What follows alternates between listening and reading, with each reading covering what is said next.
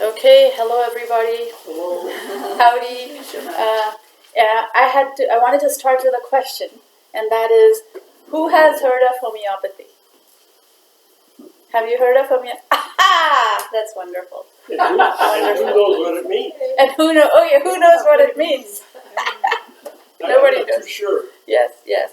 So my intro to homeopathy came when I was very, very young. I remember my mother used to take me to this. India is very big on homeopathy. About 200 million people in India use homeopathy. And it's a poor man's medicine because it's very economical. Homeopaths, in many cases, give it away for free. And so very popular for the last couple of 150 years in India. Anyhow, my mother used to take me to this homeopath who was very popular. And so homeopaths like to take your life history. So they'll sit down and ask you, which side of your head is your headache on?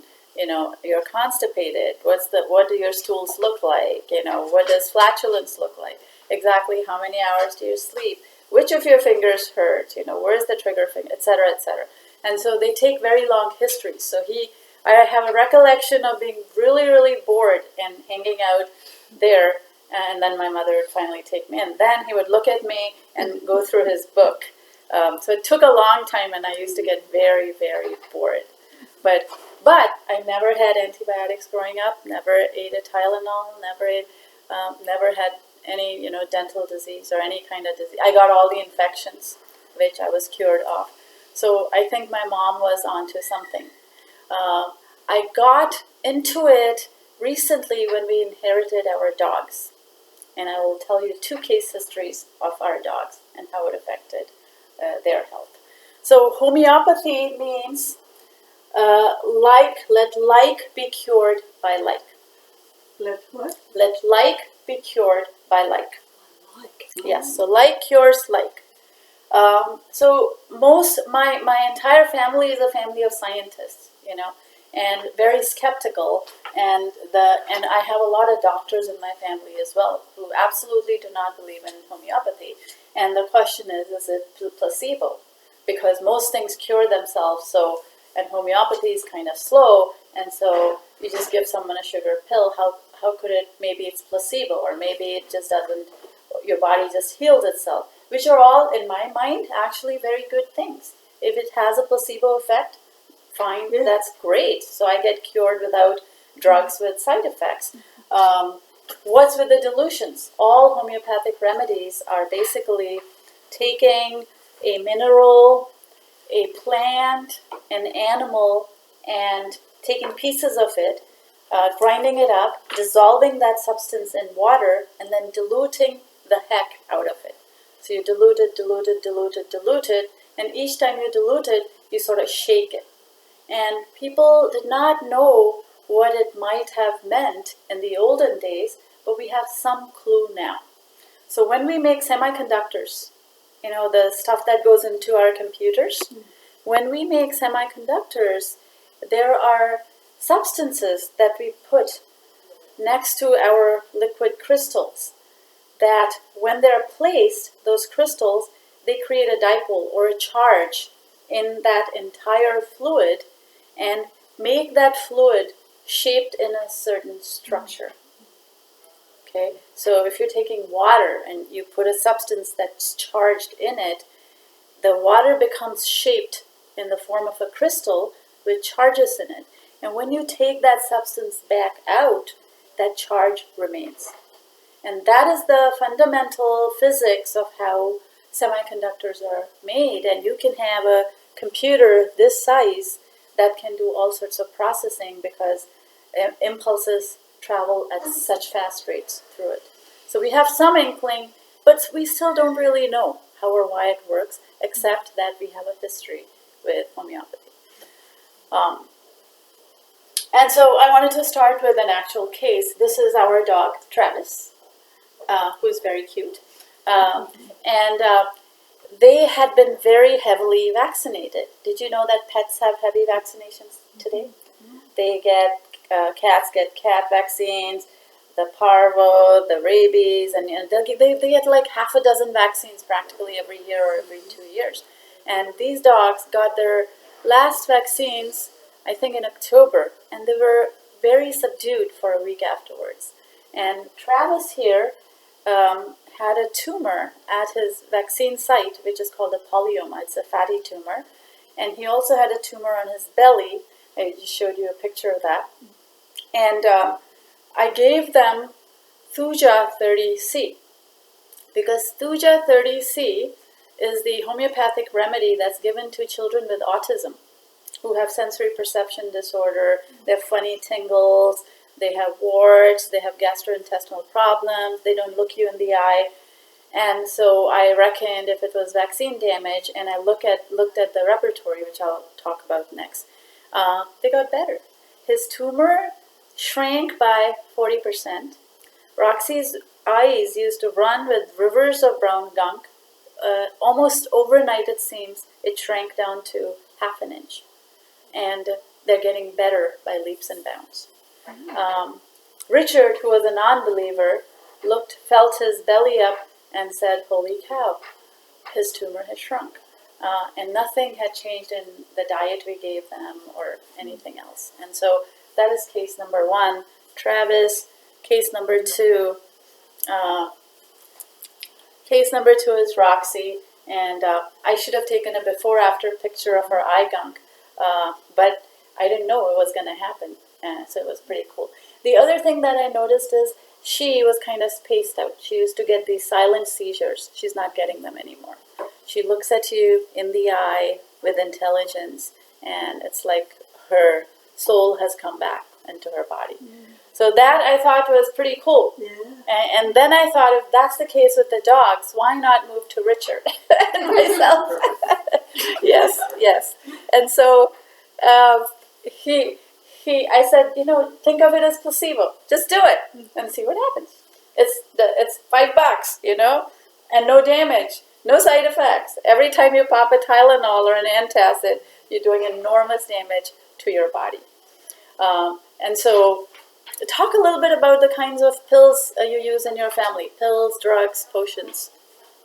My family, when we were growing up, we never took pills. And I've only come to take pills since I've been in the States. There you go. There you go. We lived on herbal. And it was just lemon, ginger, and honey.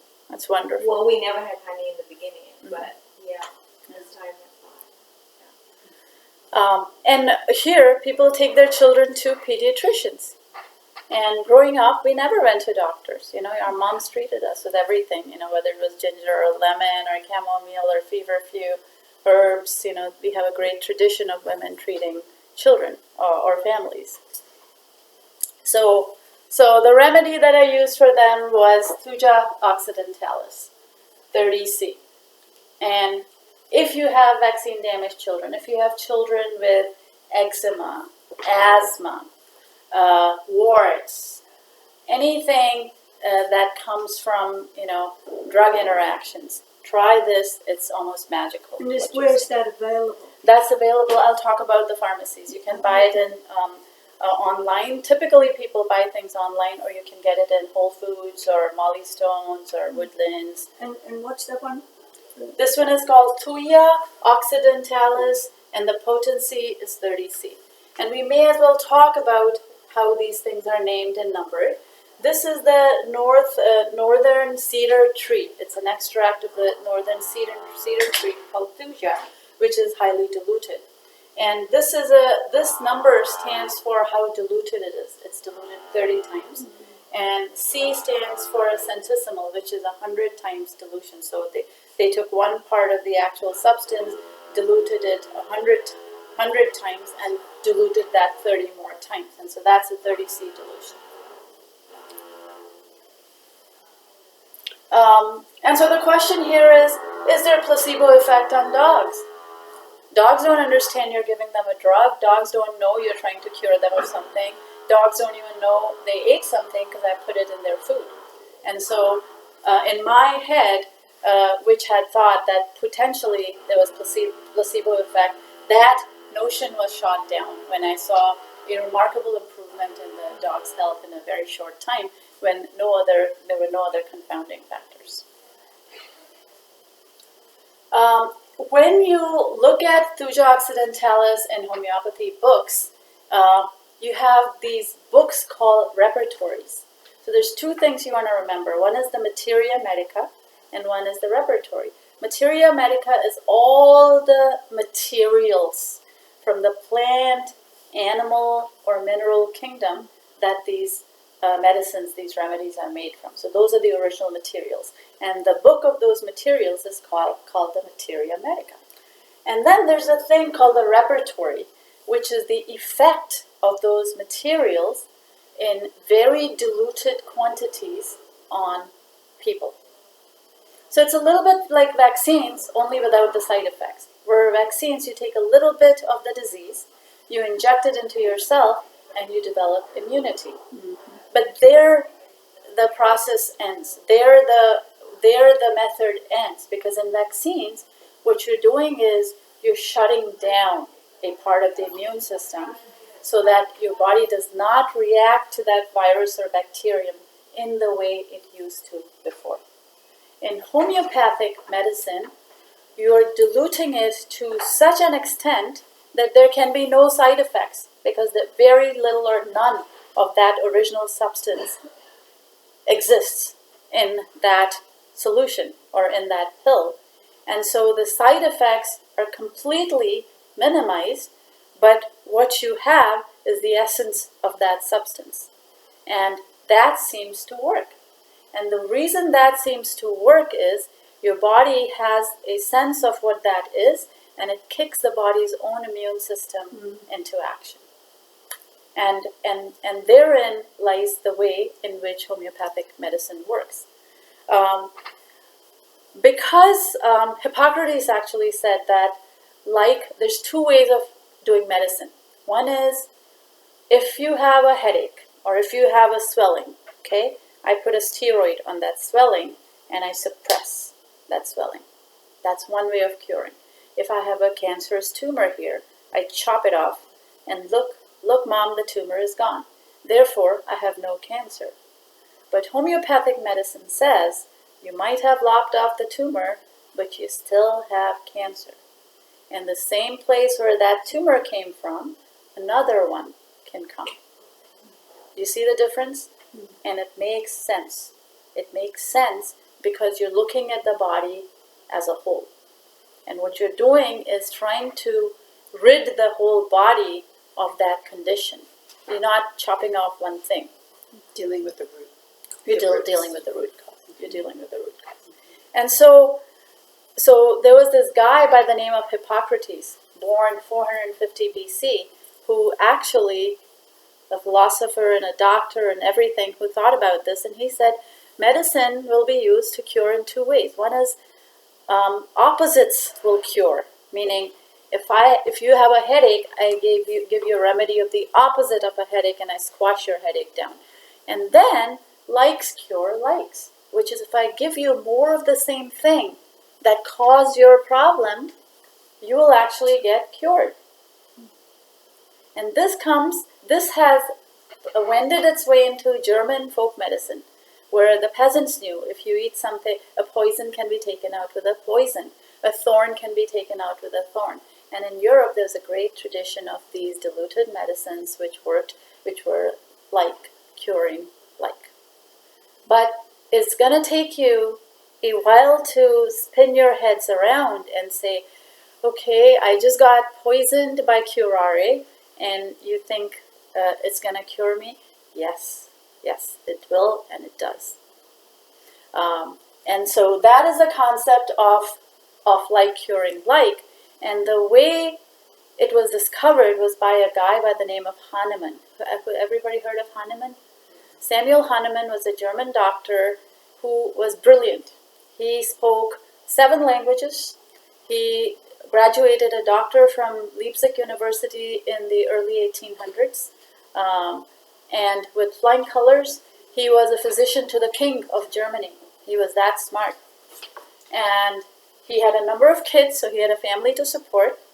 And one day, he looked around him and said, modern medicine today consists of leeching a patient. Back then they used to leech them. until they die, giving them mercury for their syphilis, giving them arsenic, and we're killing people. We're not curing them. And I don't want to practice this medicine. He was that disgusted. So he stopped. And to support his family, he spoke 7 languages fluently, so he started translating great old texts and scientific texts into different languages. And while he was translating some of these texts, he came across the thoughts of Hippocrates and the concept of like curing like. And he said, wow, so it was like Einstein, a light bulb went off in his head, and he said, that is the way to cure people. And he started experimenting. So he was translating the essay of a guy by the name of Cullen. Would everyone heard of quinine? Quinine, yes. Quinine, what disease does it cure? Laycraft. A very infectious disease in the tropical forests of Africa. I'm thinking. Yes. Malaria. Yes, you got it. Yes. Quinine is a cure for malaria. Yeah, and it's the bark of the Peruvian cinchona tree. Quina it's called. And in malaria, you get these shivers. You shiver and you shake periodically, every few hours. Then the shakes go away, then a few hours later, you shiver and shake again as the parasite makes you sicker and sicker, and then you die, unless you take this quinine, which cures malaria. So Cullen had written an essay on malaria and quinine curing malaria. And he said the reason it cures malaria is because it is bitter. Because it's bitter and it's astringent, and if you eat bitter things, you can cure fevers. And Hahnemann thought that was a bunch of crock. He thought that's a baloney reason for that medicine. I don't buy it, because he was very smart and he was a doctor. So he said, I'm going to try it on myself without having malaria. So he took that bark, he took the extract of that bark, and he drank it. He experimented on himself. And can you guess what happened to him? You got malaria. Yeah. He got all the signs and symptoms of malaria. He got the fevers, the chills, the rigor, everything as it would happen in a malarial fever. And he then said, see, like cures like. This medicine in a healthy person causes the exact same symptoms that it cures in a sick person with the same symptoms. Isn't that cool? Yes. Yeah. And that is called a proving. That is called a proving. And thusly, he proved several medicines. He proved many, many medicines. And the first 99, or for several hundred, he did 99. And he wrote a book called The Organon. And Tuya is one of the first ones that he proved. And it was for vaccinosis, because back then they used to give the smallpox vaccine, and people used to get very damaged from it. And when they were given this Tuya, they got cured of the vaccine. The paralysis went away, the extreme, rigor, all the issues related to the vaccine or animal injections into their body went away. So that is a proving. And the results of a proving, like what he went through, are written in something called a repertory. And that is called a repertory. So you consult a repertory. I have a headache.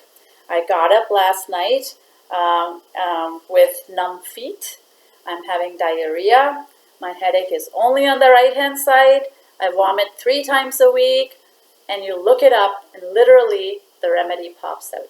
But it's not as simple as it seems, because there's millions, there's literally thousands of remedies and millions of symptoms. And if you have to know how to wend your way through it. So this here is a repertory of Thuja. The tendency of the Thuja, so I'm going to read this to you so you kind of know what it's like. The tendency of the Thuja patient is to throw out wart-like excrescences. Anyone with warts on their bodies? Cauliflower warts, black plantar warts, flat warts. People get all sorts of warts. Wart-like excrescences, uterine warts, polyps, fibroids. So warts on the inside of your skin, warts on the outside of your skin. So if you had warts on your feet, Yes, it would work yes, also. like magic, like a miracle. Which are soft and pulpy and very sensitive. They burn, itch, and bleed easily when rubbed by the clothing. Horny excrescences that form, this is in sort of Old English, but it's been translated a lot, that form on the hands, people have warts on their hands, and split open, form upon a pedicle and crack around the base. Cauliflower warts upon the cervix, cervical warts, uterine warts, about the anus, about the labia majora, mucous membranes, horny excrescences. Thuja leads all medicines for symptoms coming from suppressed fig warts. Thuja is preeminently a strong medicine when you have a trace of animal poisoning in the history, as a snake bite, smallpox, and vaccination. What is vaccination? Animal stuff in your body. So works like magic for a lot of many an autistic child has become better. I have a weird story about warts. Mm-hmm. When I was in the Army, somehow I picked up a little wart on the inside of my finger, Mm-hmm. and I was complaining about it. And this young fellow from Texas Mm-hmm. says, rub it, talk to it, tell it to go away. Mm-hmm. And said to do it for at least 90 days. Mm-hmm. And I did, and it went away. There you go. Well, but what made it go away? Your body. Your body's immune system, possibly the fact that you rubbed it, created circulation underneath it, and many warts automatically go away. So that could have been the reason. Yeah, I tell that story a lot, and people Yes, don't believe it. yes. And that's the placebo effect. Part of it is you believe it and it happens, right? Yeah. You have the healing energy, you're putting good thoughts on it. The placebo effect is very, very powerful. With most antidepressants, they've found that 80%, that you should read a book called The Emperor's New Drugs, 80% of the effect of an antidepressant is placebo. Meaning you know you're taking it, you know it's supposed to cure depression, and therefore you feel better. And that's powerful. Placebo effect can be used to your advantage, to your children's advantage. You know how moms kiss the injury and then it gets better because the child believes it, and it does. It's powerful. It's powerful. You can dispense hugs as drugs. You can. It's powerful. It's powerful, and you cannot not use it in your life. So if placebo effect can replace any medicine, go for the placebo effect. What we're doing today, especially young women, we're living in nuclear families. We don't have a grandma around. Any problem, we panic and we go, oh my God, 105 fever. We run to our pediatrician. The pediatrician goes, oh yeah, give them Tylenol or paracetamol. And oh, that might be an infection, so why don't you start amoxicillin? And before you know it, you've knocked down their immune system. You have not given them a chance to recover themselves or the placebo effect. And 99% of disease today is overtreated and thus mistreated. The problem with that is not just overtreating it at that time. The problem is it leads to chronic disease because you're shutting down the immune system's job. Or using drugs as a substitute for food.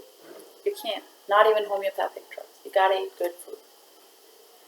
And so Thuja works with children who have a lot of vaccine damage, with people who have warts, people with a tendency to little tumors, to melanomas, to polyps, to plantar warts, to, when you go swimming, you get stuff on your feet. That's Thuja. That's Thuja. What causes the warts? You get infections from the slippery, slimy floors. It's anaerobic bacteria, fungi inside, especially indoor swimming pools. And so typically, swim team children, when my daughter was in the swim team, wart city, because the pool was inside, the adolescents pooped and peed in it. It was disgusting, and everybody would get warts. And so for that, Thuja is excellent and very powerful medicine. And so violent pain in the left ovary, coming at the time of menstruation, continuing. So anything that stops you from having good, plumbing on the inside. It may be well said that usually the psychotic miasm, this is not psychotic as in mental, but psychotic as in gonorrhea. So back then they didn't know about microbes. Hahnemann didn't know about viruses or yeast and fungi. They said, there are these miasms. There are people who suffer from gonorrhea and then die. People who suffer from syphilis and then they die. There are people who suffer from tuberculosis and then they die. And it's kind of passed on down the families. So it's what your family is prone to. So they call them miasms. The psychotic, the syphilitic, and the soric, which was the tubercular miasms. But those are kind of old-fashioned words that continue to be used today. But it's psychotic with an S, not psychotic with a P. So the psychotic miasm is cured. You cannot substitute the right method for a wrong one, which will make him a cripple for life.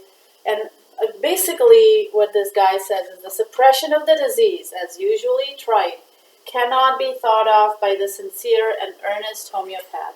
If he wants it checked suddenly, let him go somewhere else, but warn him what will take place and that he will have untold disease and suffering. Hey there. I can only stay an hour. No problem.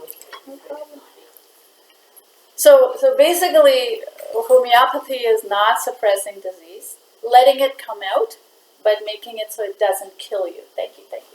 Appreciate it. And what doesn't kill you makes you stronger, and what doesn't make you very sick makes you stronger faster. So what happened during Hahnemann's time was there was a scarlet fever epidemic across Germany. People were dying like flies, and he had a remedy. Homeopathy became very popular in Europe. And a few German missionaries brought it to India. Now it's popular in Brazil, India. And in India, there's a few doctors by the name of the Banerjees. And they have these Banerjee protocols that they use for cancer and other chronic disease. And they have a database of 36,000, I believe, cancer cases. They're working with the MD Anderson Cancer Research laboratories, and they are coming up with a lot of protocols that cure cancers. They have very good luck with brain cancers. So 20%, and these are people. Typically, they get people who get diagnosis and MRIs and X-rays and colonoscopies, etc., from their allopathic doctors, and then they come to these doctors. No chemo, no radiation. 20% of the brain cancers are completely cured. Another 20% stop growing, and then with the balance, there's ups and downs, or some die. But that rate is far, far better than any allopathic treatment could hope to have. So they see 1,200 patients a day. These doctors, the Banerjees, yeah, and so we now have fairly good evidence that this medicine works. They actually they collaborated with a scientist at Texas, or I think MD Anderson, and they looked at ruta and calphos, I think, but the effect of ruta on cancer cells and in petri dishes. And so what they saw was it affects how the telomeres in the cancer cells work. It gums them up, and it actually enhances normal cells, telomeric activity in the normal cells. How do you spell that? Ruta, R-U-T-A, or the... No, that's it. Yeah, Thank you. yeah, for brain cancers. And it's worked, and doesn't have side effects. You don't throw up, you don't lose your hair, all sorts of good things happen. And truly enough, in the 19th century, thuya extract was used by the American Indians and applied as a tincture or ointment on warts to cure warts.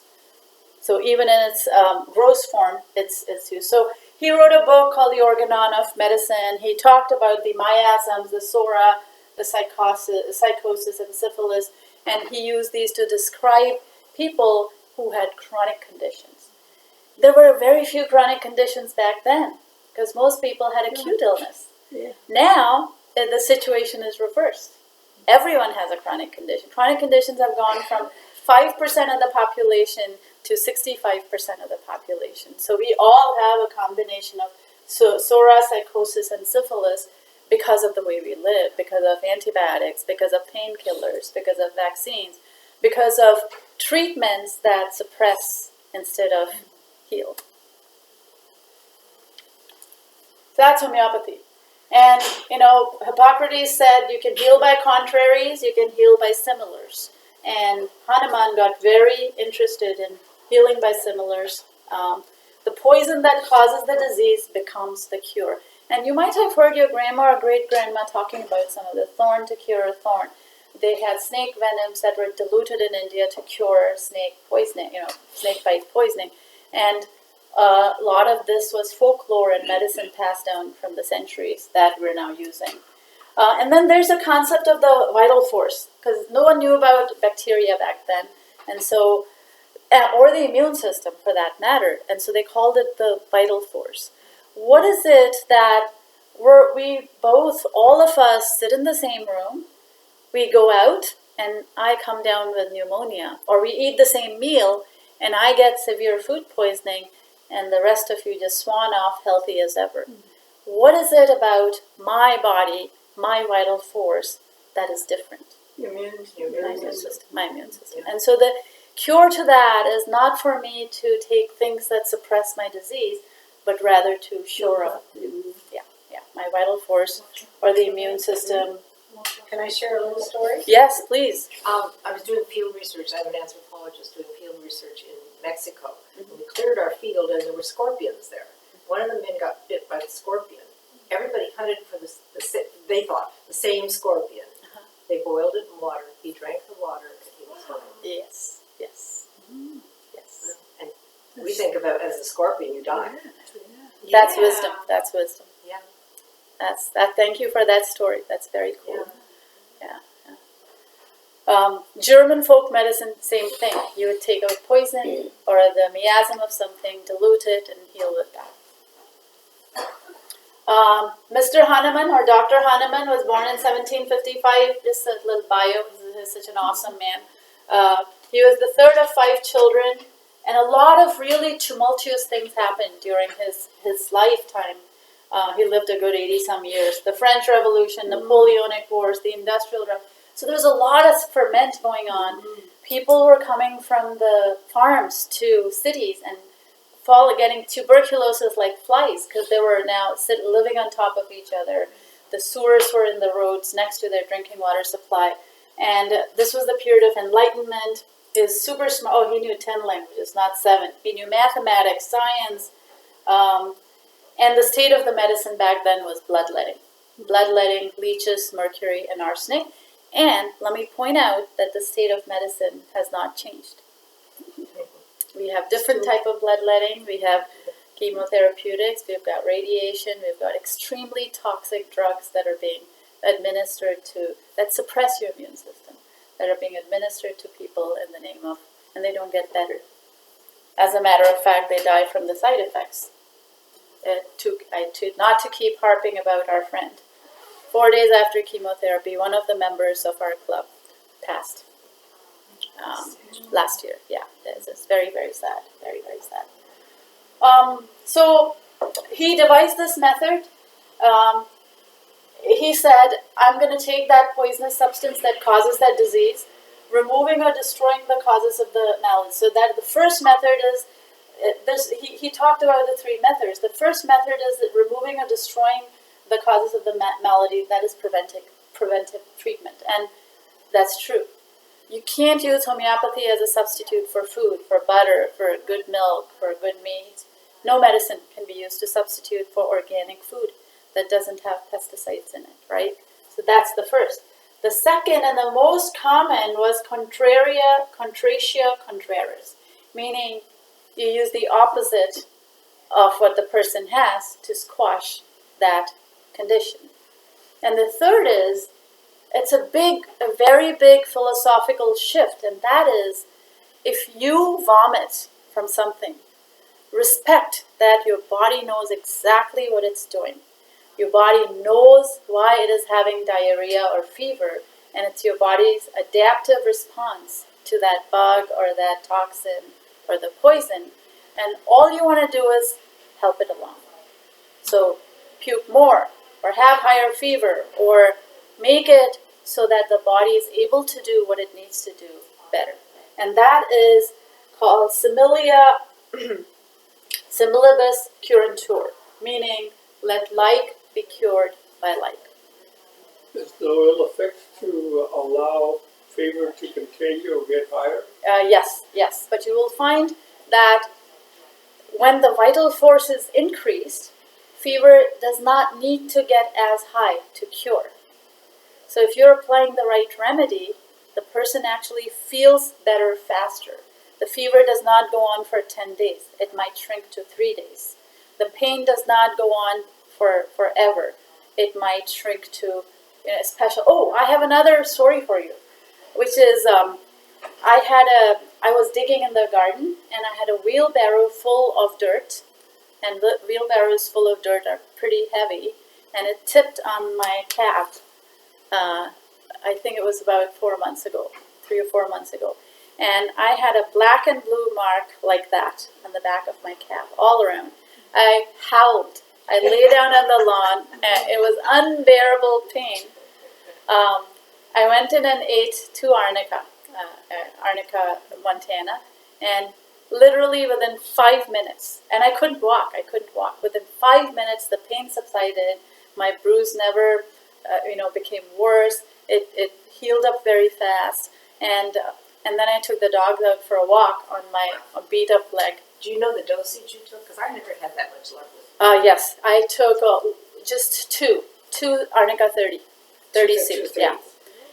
If your injury is terrible, if your injury is really bad, and that's one of the rules, then the cure is that much faster and more miraculous. Like if it's a minor hurt, it won't be as fast. If it's a major hurt, the effects are very, very fast.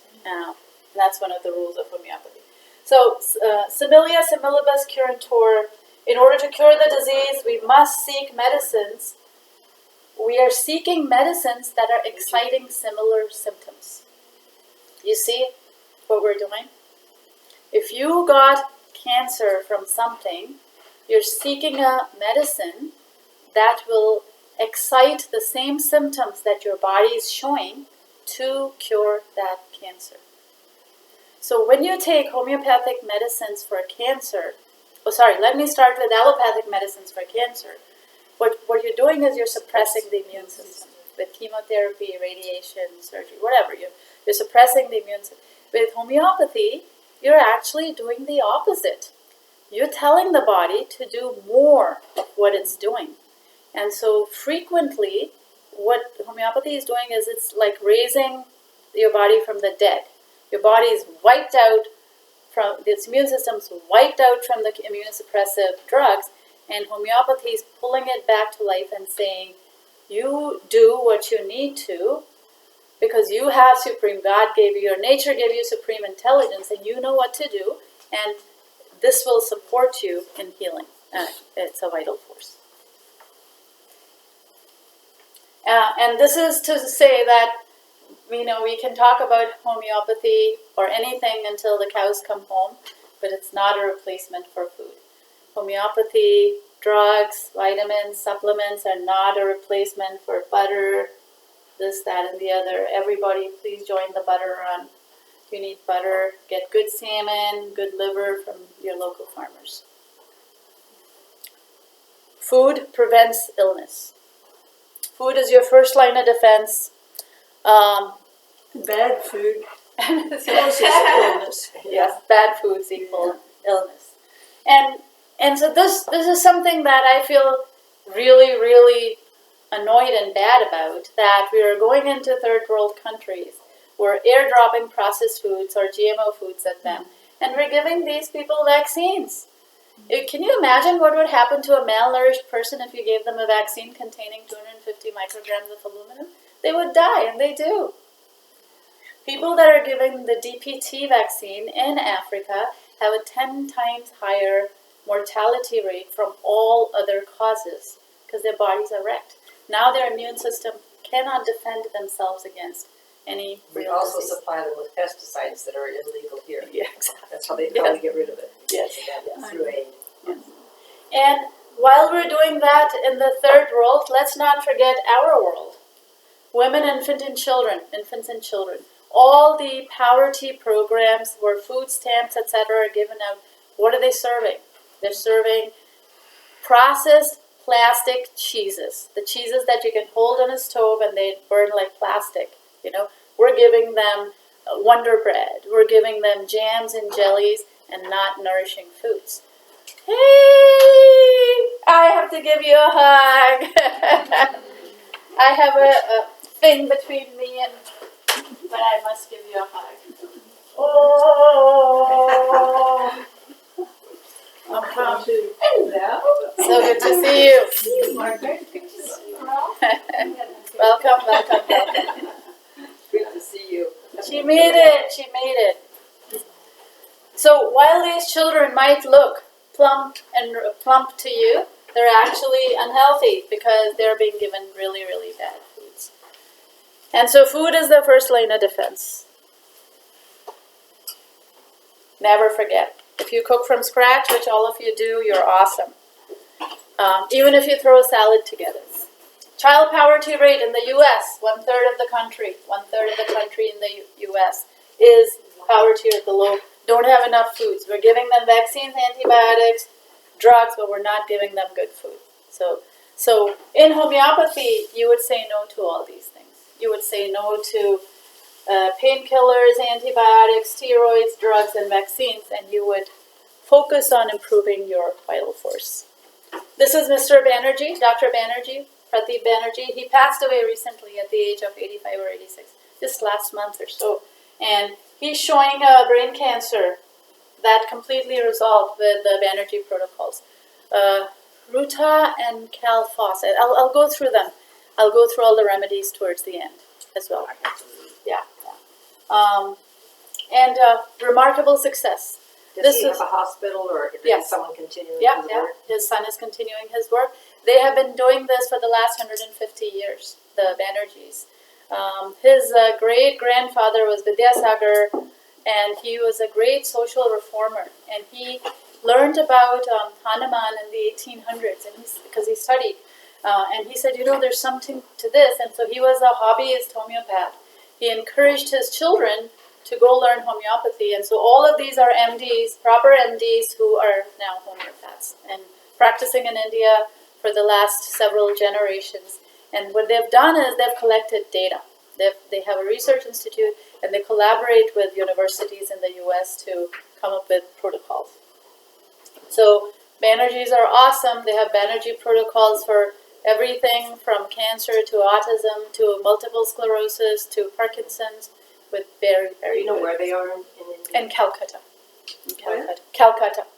Oh. And there are doctors here who are trained in their protocols as well. But you can buy the book. There's a book on Banerjee protocols. It's awesome.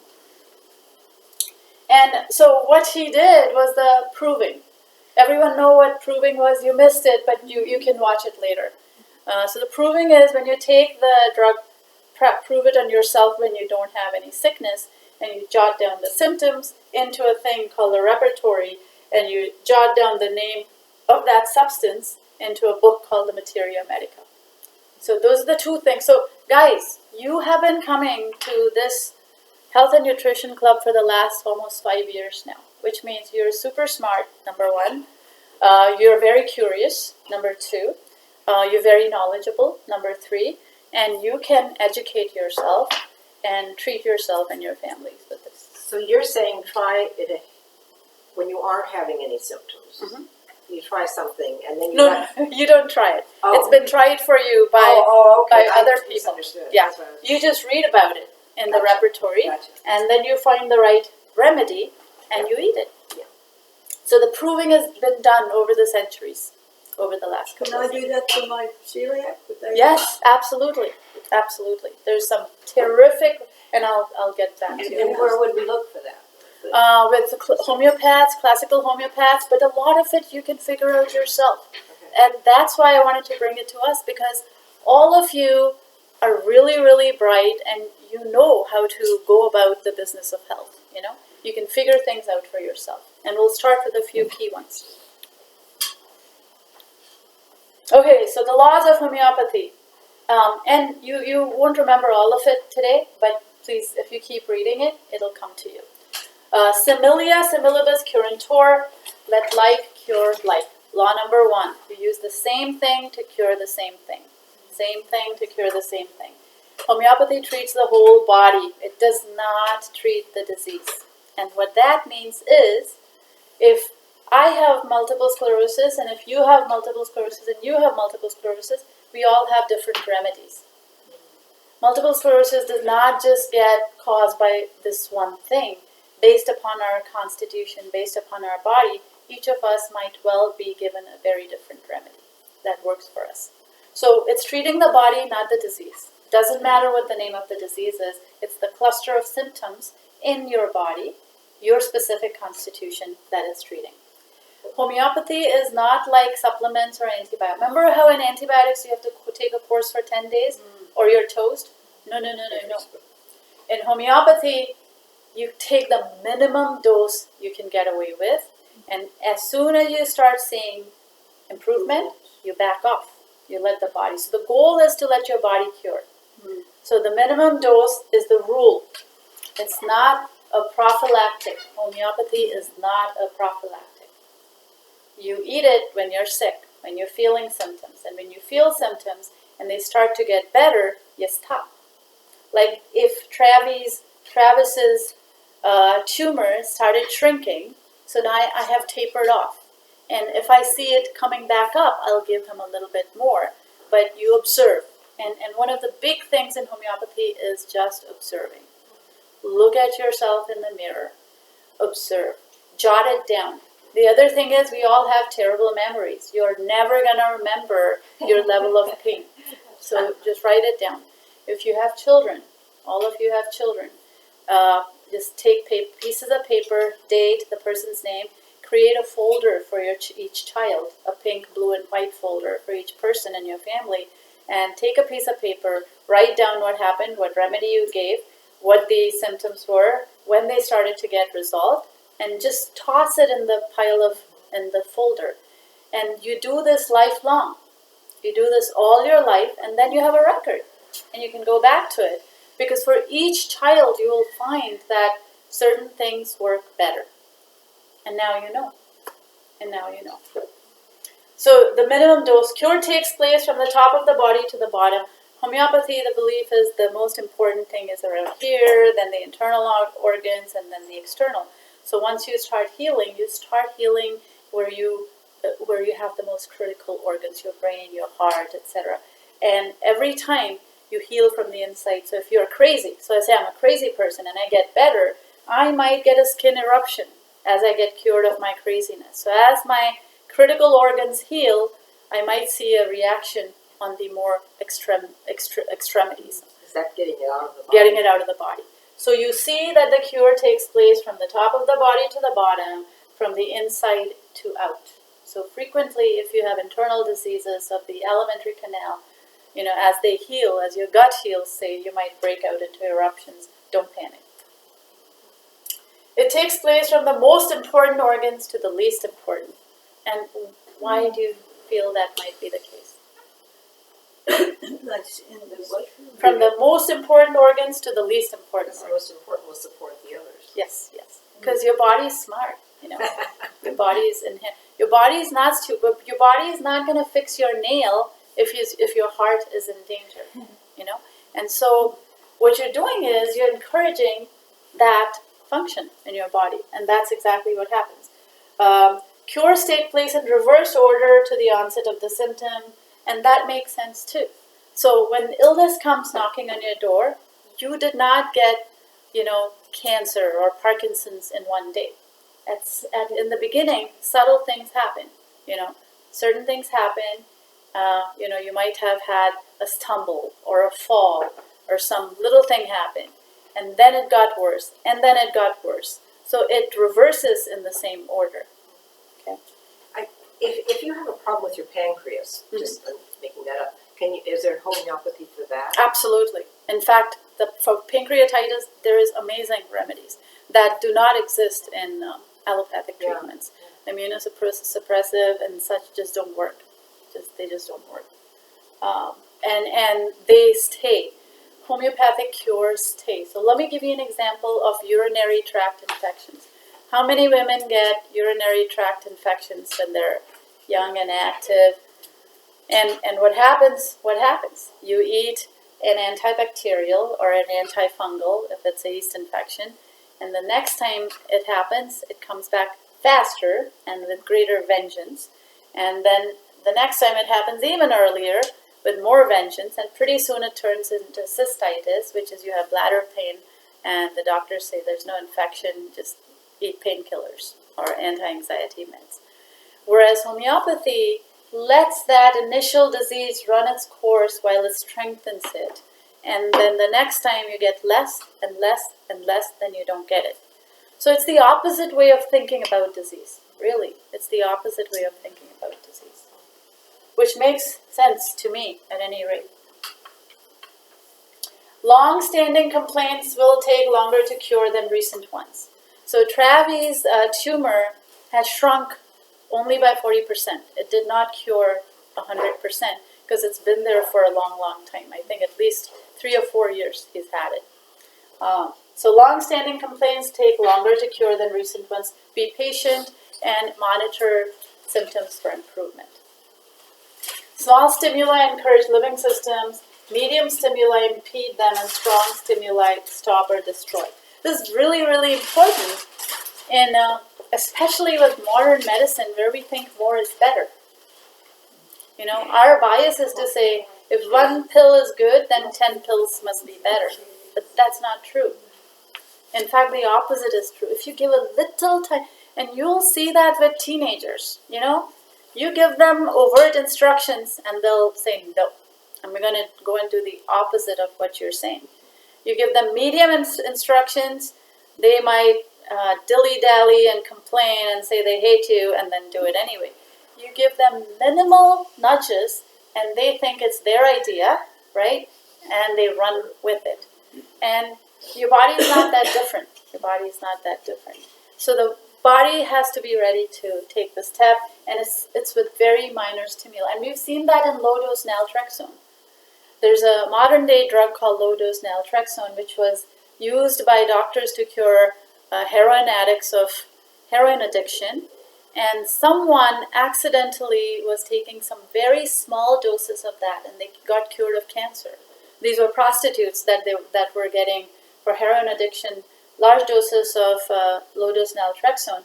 And with the small doses, they found that a whole bunch of them who had cancers got cured of their cancers. So low doses are very important in stimulating your immune system to do its job. Functional symptoms are produced by the vital force in exact proportion to the profundity of the disturbance, and they come before structural change. Functional symptoms versus structural change means the process, the symptoms abate before the scar tissue disappears. Structural is the scar tissue disappearing, the tumor disappearing. So the vital force changes how your body reacts to these stimuli before actually proceeding to change structures in your body. And we talked about constitutional miasms, of which today's world, we have mainly constitutional disease. And acute is short-term. Acute disease means a flu, a cold, a cough, chickenpox, scarlet fever, typhoid, malaria. These are all acute. They come, they happen for a little bit, and they go away. And chronic is forever. No cure, at least under normal treatment schema. And that refers to miasm, specific persons and families. You'll find that, diseases run in families.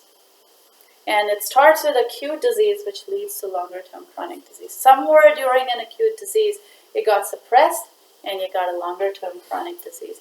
That happened to me. When I was in Malaysia, I had the dengue, which is a viral disease, and I was hospitalized. I got antibiotics. I proceeded to get sicker with infections after my that nasty, it was ciprofloxacin. And so from an acute short-term disease, it turned into a chronic, and I got asthma too. It turned into a chronic disease that took me 5 years to get over. You know, I asked them, I said, it's a viral disease. Why did you give me antibiotics? That's just what they do. What would they have given you if they'd given you something for homeopathy? I mean, that's what you would have done. The viral disease, you just let it. They didn't do homeopathy in the hospital. They should have just given me IVs, monitored me, and then let me get better because my fever fell off and I got better. So basically, it was just observation for my dengue. Even with dengue. Yeah, but I got the IV and I got ciprofloxacin, and that decimated my system very strong. So why should you do homeopathy? Can anyone guess? It's like But there's many other reasons. There's many other reasons. well, I guess I'm new to this, but I guess it's because of the positive mindset, Yes. and if you keep believing and you keep trying, you'll get there. So you don't get depressed, and then you don't get like anxiety and all that, and then you just keep going downhill. Yes. So true. I just think. Yes. Especially for moms. The observation makes all the difference. There are moms who panic, and what homeopathy does is it allows you to sit back and observe and say, oh, you have this fever and now you're teething. Let me give you pulsatilla or chamomilla. And all of a sudden the child stops howling, and you go, whoa, I have power. I can treat my child. And so it gives you a sense of control. You don't have to go to doctors. How much is a doctor's visit? It's like $80 or something. At least. Yeah. And I find that a lot of people spend huge amounts of their time visiting doctors and hospitals. It's like instead of going for a picnic to the beach, you're going to the doctors, and what a waste of life, you know? You treat yourself and you go to the park and get some sunshine. I'm a very practical person. Is there like an encyclopedia of different homeopathy remedies and Yes. the things that are? Yes. Do you have one that you would recommend? I would recommend Washington Homeopathy's kit. It's like 100 remedy kit. Washington Homeopathy. It's an old established firm. There's Boiron. There's Oleos. There may be Hahnemann in San Rafael. But, and with this, we could diagnose and You can use it ourselves. diagnose, We you don't have to go can to a treat. homeopatist. You don't have to go to a homeopathist, homeopath, and you get to know yourself. That's what You I'd know? like to do. Yeah, because you know yourself better than I do. And I can travel with it. And you travel. And Where would we get Washington on the Washington homeopathy? it's homeopathyworks.com. Homeopathyworks.com. Boiron USA, it's a French company, but they have a US operation here. Hahnemann is located in San Rafael. There's lots of companies, and I'll send you links to all of that. So, you're avoiding doctors. You know what the hospital bill for my daughter, I get enraged about UTIs because my daughter went to the ER for her UTI. They charge her $5,000. And she keeps getting this bill with her insurance company. But this is ridiculous. It is unacceptable, If she'd had eaten Cantharis, the fever would have fallen off. And now she's taken antibiotics, so the next time it's going to go deeper and worse. Yeah. She's not listening to her mom. Partially. She now is. She's taking certain- Puya, and it's having an enormous effect. That's how she Yeah. That's how you learn by. And her ankle was hurting, and I gave her arnica, and instantly she said, "I feel like a cloud lifted off my head." Yeah. That's what she's doing. Yeah. So, but slowly, kids and light touch with your own kids. It addresses the whole body and not the parts. You cannot address. Your hand is not sick. Your whole body is sick. Okay. Can I just make a comment on that? Yes. Apparently the way they teach people in medical school, and I was told this by a 20-something-year-old who's in medical school, Mm-hmm. is you are taught This is your hand, we're gonna learn everything about the hand.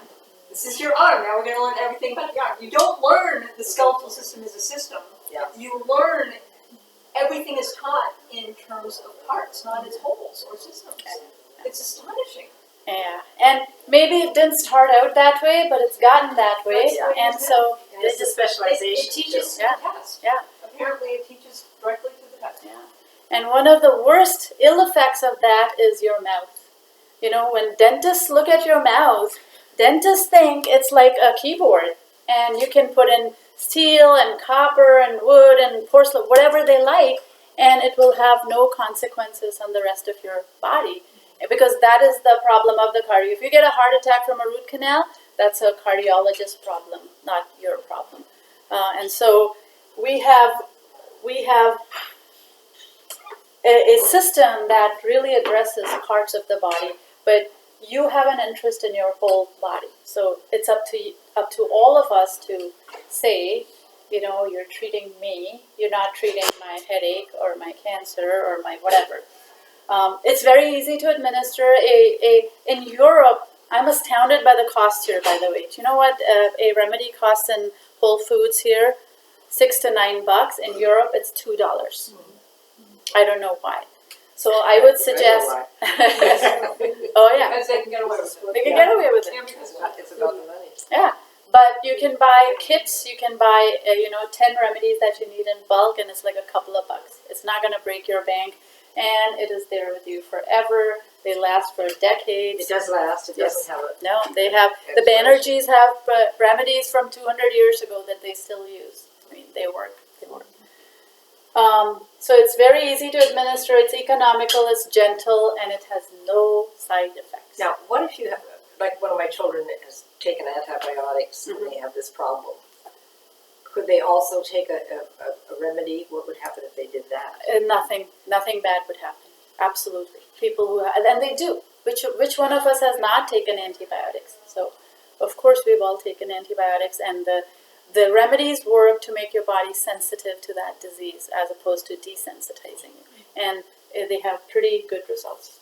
It increases your vital force. It doesn't debilitate it. You don't come out of a course of homeopathic remedies with your gut messed up or psychotic or suicidal like you would with a course of antibiotics. It's great for children, fragile people, senior people, immunocompromised. It's good for everybody. But the fundamental thing here is you got to believe that your body is capable of enormous healing, and it is. It is. How does it work? Small doses of similars have very large effects. So small doses of something have enormous effects. I remember being the most motivated by just one sentence someone might have said in passing to me, Small things have very large effects. In medicine in particular, small meds have large effects, small doses. Dilution reduces the side effects. So Hahnemann was originally giving them in more concentrated doses, and he started seeing side effects because, of course, a poison is going to have a side effect. You take that away by diluting it to the point of almost nothingness, and so you don't have side effects. In fact, Avogadro's number is crossed in most of these dilutions, so you barely have, you don't have that substance left at all, but you have an imprint of that to which the body is very exquisitely designed to react to these stimuli. It's like structured water. Water is not just water. Water is molecules that are arranged like crystals. And so this is sort of that same concept. And there's a lot of theories as to why it works. One of them being quantum spectroscopy. It gets charged. It's a crystalline structure that happens. We don't know. The truth of the matter is we don't know. But for centuries, for decades now, people have been curing pretty bad disease with homeopathy. And it's not placebo. The type of medicines are plant, animal, mineral, and then there's things called nosodes, which are prepared from organs of healthy animals. So there's a thyroid nosode, there's an adrenal nosode, and so on. Sarcodes. Those are the sarcodes. Nosodes means they're made from diseased parts. So nosodes could be a cancer or a wart or a virus or a bacterium, which is ground up. So sort of like a vaccine, but not at all like a vaccine because it's diluted out completely.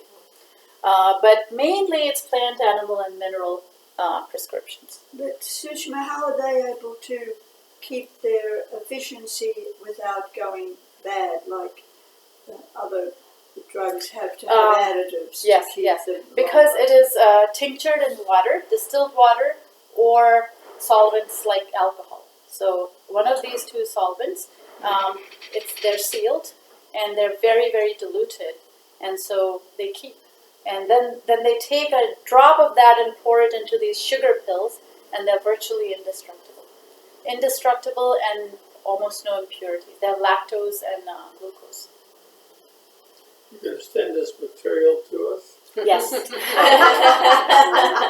You don't need to. So the dilutions.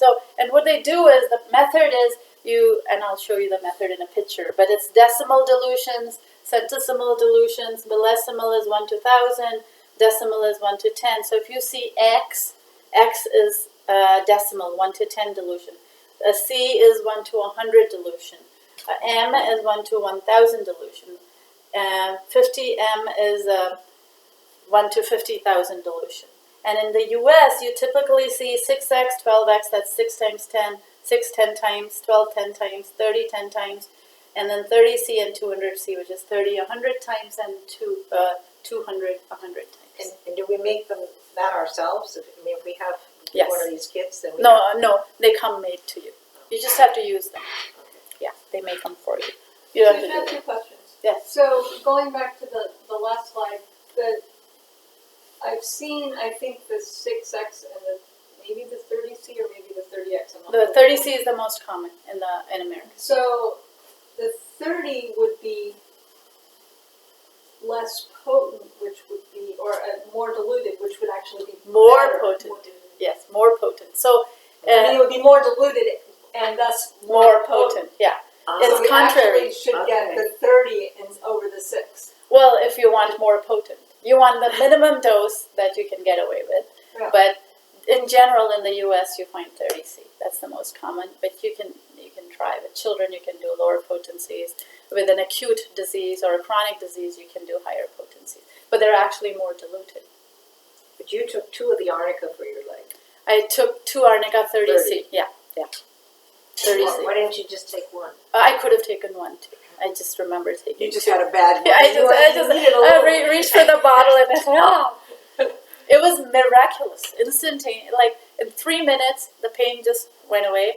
Yeah, and it healed without a problem.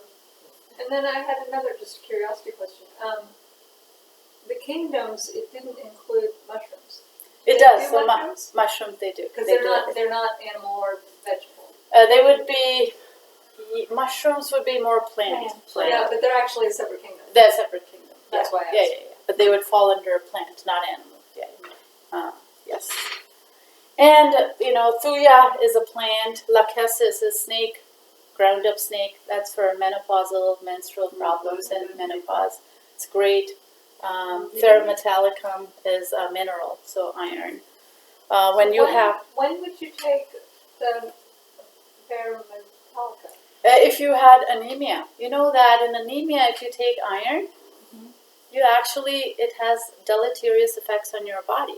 It's not that your food is missing iron; it's that your body can't assimilate iron. And so ferrum metallicum is often recommended for iron deficiency anemia. Would it be recommended for vegetarians like my daughter? Absolutely. And that's called therma. Ferrum metallicum. Ferrum, like ferrous iron. Where can, I'm sorry, I keep interrupting you, Oh, but please. where can we go in Lower Marin to, where they sell these things that they're knowledgeable? Okay, so I'm trying to talk Drivers Market into stocking it, and they have not gotten back to me yet, but I'm hoping they will. But Whole Foods has them, Good Earth has them, Molly's who? Jack's. Jack's and San Anselmo. Okay. Okay, and they have people there that are knowledgeable? No, they have an entire thing, and you have to pick it out yourself. You have to be knowledgeable. Yeah.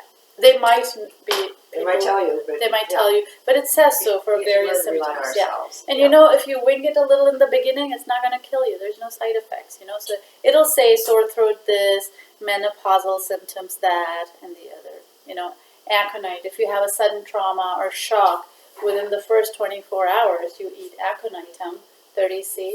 A lot of the effects are greatly ameliorated. Sudden high fever, sudden shock, you're in a car accident, makes all the difference. Makes all the difference. So this is how it's made. You take the mother, you grounded the substance. This is called the mother tincture, and you distill it in either alcohol or water. Then you take 1 part of this to 9 parts of the solvent. Then you take 1 part of this to 9 parts of the solvent again. This is 1x, 2x, CX. And if this was 1 to 100, then it's a C. But we don't have to do that. You say we. No, you, we don't have to. They do that. Yeah, That's how it's done. That's how homeopathic medicine is made from the mother tincture. So that's a 1 to 10. So this is a 6x potency. So for my grandson, I was using 6x to 12C because he's tiny. Does it work? Okay, so there's a lot of studies. There's about 2,000 research studies, and I read a lot of them actually before in preparation for this, and a lot of them have some very, very good research. The studies are between 150 to 200 subjects, most of them. And the reason for that is in homeopathy, you don't get millions of dollars in research grants. People are pretty much doing it on their own. People like the Banerjees are creating their own database at their own cost. And so the studies are smaller. They cannot be randomized control studies because it's very difficult to get the millions of dollars to do some of these. But if you look for them, there's a lot of very good studies. So what you can do as a start is do simple things. Like stock your cabinet with, things like aconite. If you get a shock, sudden shock, death of a close one, an accident, a trauma, you hit your head on the sidewalk, aconite within 24 hours of an acute illness or shock. Aconite 30C. If you have soft tissue injuries or bruises, like you get hit by a wheelbarrow filled with dirt, and you get black and blue marks on your leg. And you don't thank the wheelbarrow. That's a preventive, yes. I thought that was one of the dumber things I had done. 30C, Arnica 30C, and you take it as you need it. You can take it immediately, after every 5 minutes, after every 15 minutes, depending on the level of pain. Belladonna, especially for kids, all of a sudden, they're running around and playing, and all of a sudden they get 105 degrees fever. Belladonna, high fever, no sweats, no thirst. Your child will instantly feel better. Pills, right? Huh? Those are pills, right? Pills, yeah, pills. Yeah. Is belladonna for nausea also? Nausea, there's Ipecac and some of the others. But not belladonna? In some instances, depends. Because I was given that in Cuba. Oh, really? Really? Yeah, could be. It worked. It worked, then stick with it. This is just one of the symptoms that these remedies will cure. They have a whole repertoire of things that you can use it for. But these are general, they're quick and dirty, and everybody should have. Thuya, warts, vaccine damage, cancer, Thuya. If you got brain tumors, Ruta 6E, Calphos, Calcarea phosphoricum, 3X, 3 pellets 3 times a day for brain tumors. Regression has been observed in anywhere from 2 to 6 months. Pretty good results. Infections, yes. Wounds, cough, sinus, sore throat, yeah. Every half hour until it goes away. Okay, see you. Ciao, ciao. If you have xanthomas, anyone seen people with those crusty yellow things on top of your face? People have those, like the cholesterol deposits on top of your face. Sulfur. Acne? No. It's not acne. Acne, I would recommend Thuya. Thuya is it's a digestive disorder, so Thuya 30C for acne. Acne is a digestive disorder? Well, it's for vaccine damage. Yeah, any kind of digestive, mercurial ingestion, etc. Thuya will respond. You'll respond to Thuya a lot. Acne, Thuya is great. For skin, I will give you special protocols for the skin. Hebar self, infections, wound, cough, sinuses, sulfur for xanthomas. If you have just you're premenopausal or about to have menopause or having hot flashes and such, lachesis, snake venom.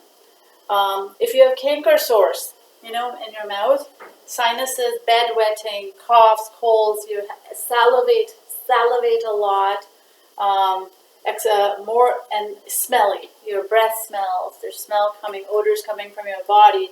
Mercurius solubilis, Mark Sol. Dramatic. This is dramatic effects. If you have cold, cough, teething babies, and clingy, you're kind of weepy and whiny, hold me, comfort me. That's pulsatilla. That's for my grandson when he was teething, pulsatilla. Or when he had a cold, he wanted to be held. Within about a half hour to an hour, you start to see improvement. Cilicia, for people who get colds and coughs over and over and over again, cilicia. That was my son-in-law. If you have rheumatism, stiff joints, Rux tox. If you have fibromyalgia, for people with fibromyalgia, Rust Tox 200C and or Symphatum 200C and Rust Tox 30C. Can you say that again? I have a friend who has fibromyalgia. Symphatum 200C. So, Symphatum, Symphatum 200C, Rust Tox 30C.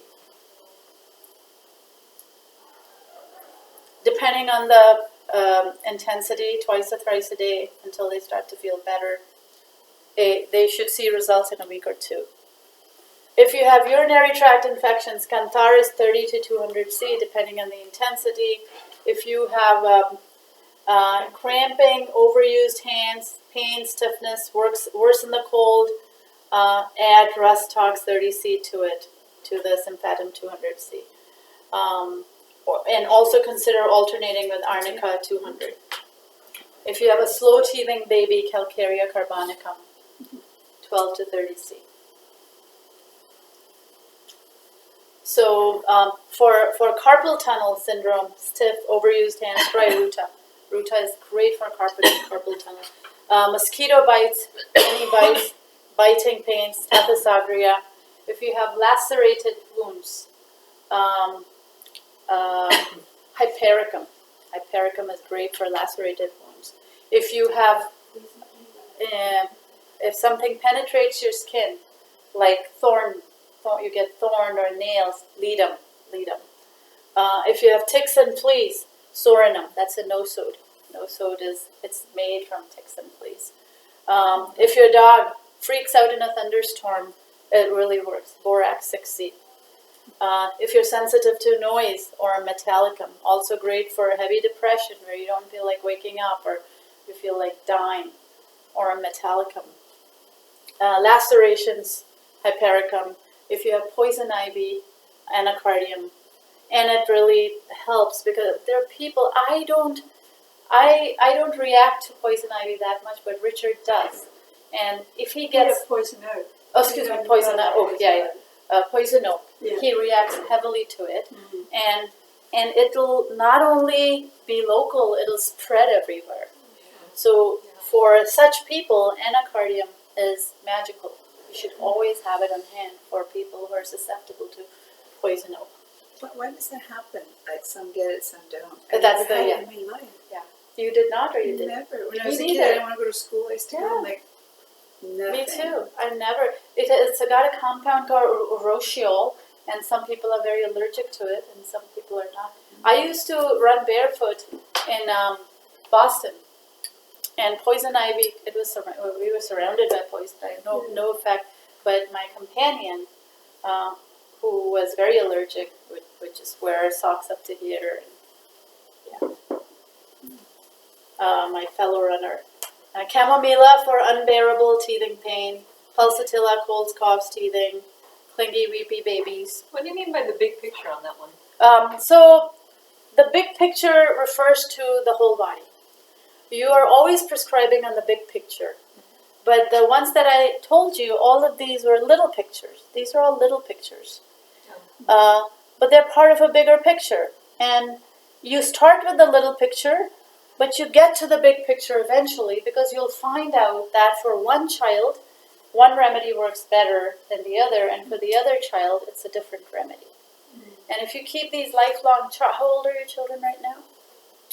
4, 7, and 8. There you go, perfect time. So for the next 70, 80 years, you will develop a picture of that child, which will be a gift you pass to them when they get married or leave your house.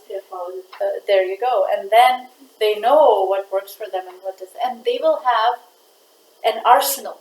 They will be prepared to go into life and not go to an emergency, to the Mark Zuckerberg Emergency Center for a UTI, you know? They will have choices and options. If you have noise phobia, you know people are sensitive to noise, floss 30C. Inflamed watery eyes. If your pets have inflamed watery eyes, euphrasia 6C to 30C. Allergies, Bovista 200C. Calcarea carp. If you have food intolerances, like when you were young, you had food intolerances, they got worse, then you got eczema, then you got acne. These are all gut disorders, food intolerances. Acne is a gut disorder. Bovista 200C will really help. And Calcarea carp 200C for extreme food allergies, like shellfish just send you down, or almonds give your tongue hives in your tongue and all that. If you have diarrhea, which is runny and voluminous, Veratrum 30C. If you have vomiting, Arsenicum album 30C and Veratrum 30C. If you are having a baby and the baby is not popping out, Colophyllum 30C will hasten the process like nothing else. Quick delivery. You know how when women are dilated 10 centimeters and then the baby comes out, goes back in, comes out, goes back in? That's when you give them Colophyllum 30C. Breathing better. If you don't breathe well going upstairs, if you huff and puff, Cortegius 30C. Edema. A person with fractures was going to come, so this one was for her. Carol, if you're listening to this, this is for you. Nat Sulf 6X for edema after a wrist fracture. If you have gout, ammonium phosphoricum 6C. A person asked me, and I'm going to put this, so this is for, I think, Mon Amir. You asked about eczema, itchy skin, Arsenicum album, and this is extreme eczema, continuous and chronic. Arsenicum album 200C plus antimonium crude 200C, 2 each, 2 times a day until it resolves, and when it starts to get better, you kind of taper off. Eczema that worsens in winter with cracks. So the person who said, my child has started to have eczema in winter, who lives in Philadelphia, petroleum 200. If you have violent vomiting, Arsenicum album 30C or Veratrum 30C.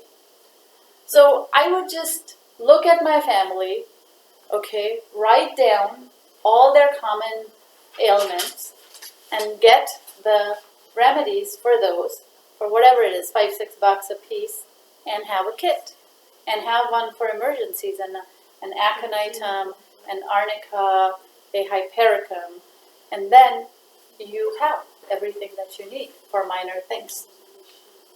Colic and stomach aches works like magic. Nux vomica and or cholesynthis. So if it's extreme stomach ache, a combination of Nux vomica and cholesynthis works really well. And it's good to have some of these remedies in 200C as well as 30C. The 200 is stronger? Stronger. Multiple sclerosis, Gelsemium, Plumum metallicum, alumina, 1 of 3. But you got to look at the repertory and see which specific symptoms apply. And there are a few homeopaths that have had very good luck with MS in particular, and I can introduce you to them. Everyone has questions about dosage and duration. You can take the minimum dose, and it'll have of that potency, and it'll have effect. As little as one pill and a bunch of water, which you take sips of twice a day, and it'll last you 3-4 days. And the minimum, meaning the minimum you need to feel better. How long do you take it? You do not take it like antibiotics. You do not take a 10-day course.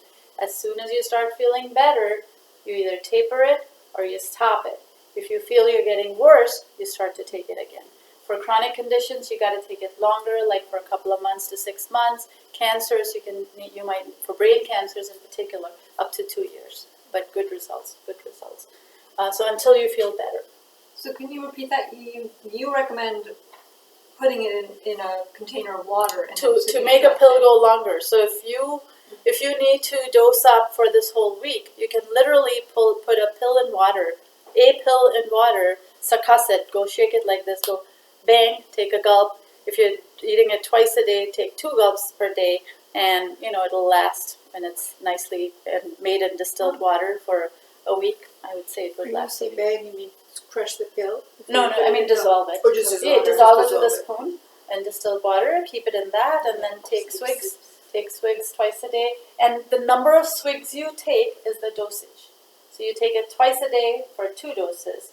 It's not the number of pills; it's the number of times that you take it that determines intensity.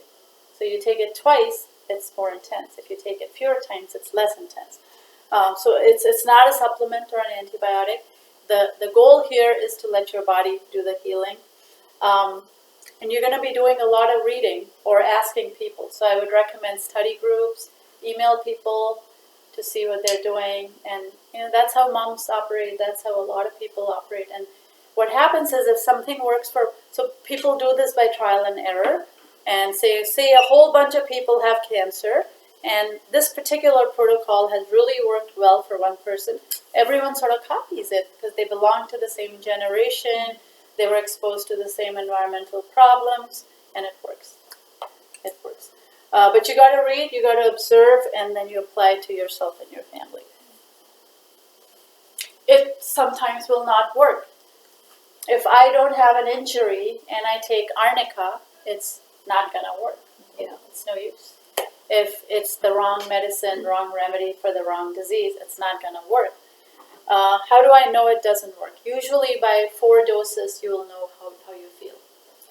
If the cold doesn't abate, if your diarrhea doesn't slow down, if the distance between the migraines doesn't increase, then you know it does not work. And then you go on to the next remedy, second line, what they call the Banerjees call it the first line, second line, third line. About 80% of the time, the first line works for most people. For 20% of the time, the first line does not work, so they have a second line, etc. So you kind of figure it out. It's not rocket science. You want to antidote out the one that didn't work with camphor, so it'll cancel the previous remedy. Camphor 200. Just eat a pill of camphor 200. It'll cancel it before you go to the next remedy. Or drink a cup of coffee or mint tea. That will antidote it. It's called the negation. So it'll negate the effect of the one that didn't work. And then you go for the next one. How do you know it's working? Your pain goes away. You don't feel terrible. Your child doesn't cough as violently. Your bruising clears up. Your headache diminishes. So always ask yourself, my pain on a level of 1 to 10. My diarrhea on a level of 1 to 10. Where am I? And write it down. Because if you write it down, you can refer to it 2 hours later and say, okay, what is it now? Or 5 days later. Because people forget. You forget. So the vital force increases, you feel better, intensity wanes over, it becomes bearable. It becomes more bearable. That means that remedy is working. The duration wanes over time, meaning the next episode, instead of being 10 days, is now 5 days. The next fever is 100 degrees Fahrenheit instead of 105. The next time your baby has teeth, they don't weep, they don't cry. or the colic goes away, or they cry for 10 minutes instead of 20 minutes. But this requires patience and it requires observation. So basically, you are taking responsibility for yourself. And with children, you can't ask them, so you just observe them. Like my grandson had colic, small colic in the evenings, and I would hold him like this, and he would feel better. So you look at the remedy, feels better. Belly feels better with pressure. There's a separate remedy for that. And belly doesn't feel better with pressure. There's a separate remedy. So you can look up remedies and give them remedies for a colic. Colocynthis is a great remedy for colic. And I would say take notes. Take notes for everything that you do in life. And it doesn't have to be complicated. You don't have to have notebooks because you'll lose your notebooks. Just pieces of paper, and make a blue folder for yourself, a green folder for your spouse and other children, and just take notes. Take notes so that you are the doctor of your family's life. And don't stress. Don't stress. Don't sweat. But don't give up. And all of you, I don't need to tell you guys to never give up. All these people you're with, they never give up. They are a remarkable group of people. Something is better than nothing. Some gain is better than no gain. And you have ample time. You screw up once, you go to it again. That's life, right? You got to enjoy Fresh decision every 3 hours. Yes. Especially after a nap. Exactly. Very important. Very, very important. And then practical tips. There's some of you who write and some of you who don't write. I would say write. Don't sweat, but you need a folder for every family member. You need to take notes for life. And the golden rule is you have to assume. You might think, I used to think I had unlimited energy and I could remember every detail of everything in life. You just can't.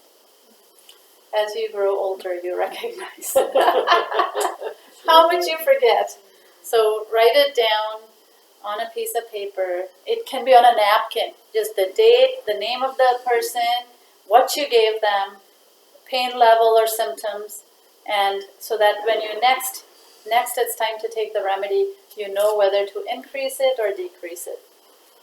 The date, the condition, scale, the name of the remedy, and the potency. These are very important. So the next time the same thing happens, you don't have to look at the repertory or consult a homeo. You just do it. You just keep doing it. And so being organized is very important. Why should you learn homeopathy? Some of you have gotten by without homeopathy for all these years. You're never too old to learn. That's got to be our motto. If you learn about yoga later in life, so be it. You do it later in life. I find it to be intellectually very stimulating. I mean, I've been reading the repertories. They're beautiful. They're essays written in the 1800s. They describe the miasms like poetry, This happens and the stomach hurts in a certain way. There's stitching pains on the right, no on the left. And so it's fascinating. And if it's your condition, you will love to read about it. You'll say, oh, that's me. That's me, You have control over your destiny. You're self-sufficient. You don't need insurance. You don't need to pay $1,000 a month in insurance. No doctor's visits. You'll have a life. You'll have a life. You're not going to clinics and hospitals. No drugs, no side effects. It's curative. It's practical. It'll help you understand your body deeply. You'll bond. You'll be like the hero to your children. They'll come to mom for, or you can train your children to do it themselves, so they can go help themselves to the arnica the next time they fall down and hit their heads. They are cheap.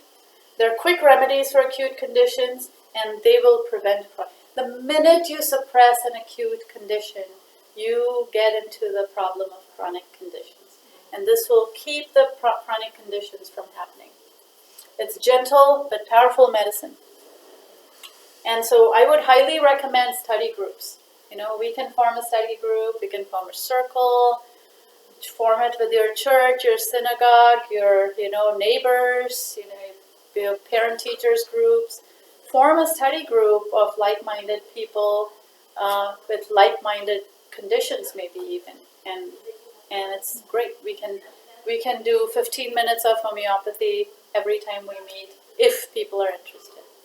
And I would recommend get 10 or 20 of the most common remedies for the stuff that happens to you. You know, if you get headaches and stomach aches or period cramps or I don't know, you know, your kids get hurt all the time. Get a kit.